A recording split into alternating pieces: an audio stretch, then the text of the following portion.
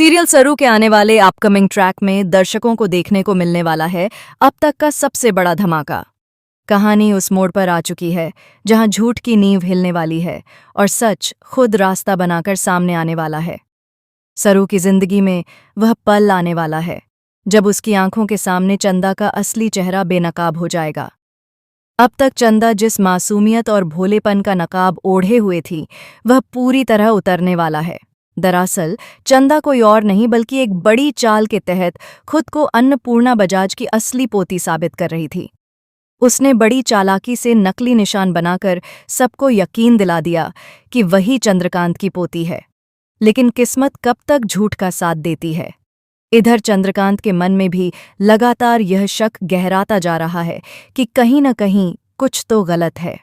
उसे बार बार यही एहसास हो रहा है कि सरू ही उसकी असली पोती है, जबकि चंदा की बातें और हरकतें उसे अंदर से परेशान कर रही हैं। ये अनकहा शक अब धीरे धीरे एक बड़े सच की तरफ बढ़ रहा है।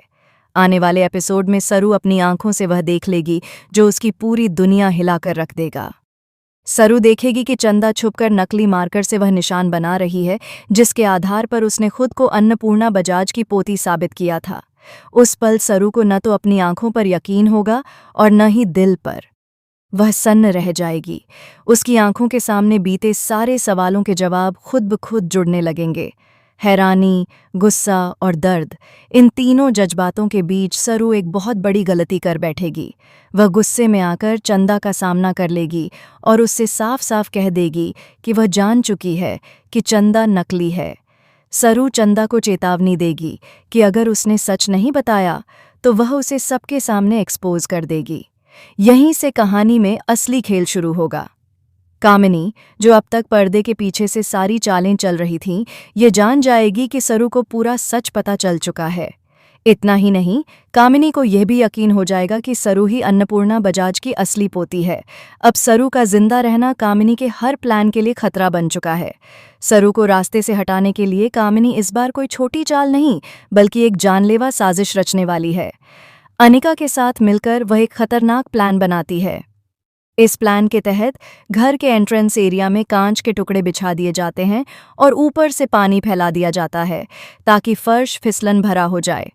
उनकी सोच साफ है, जैसे ही सरू वहां से गुजरेगी वह फिसलेगी, कांच पर गिरेगी और हमेशा के लिए रास्ते से हट जाएगी।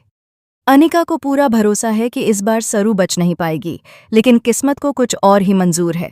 जैसे ही सरू एंट्री लेती है उसका पैर फिसलता है और वह गिरने ही वाली होती है। तभी वक्त पर पहुंचता है वेद।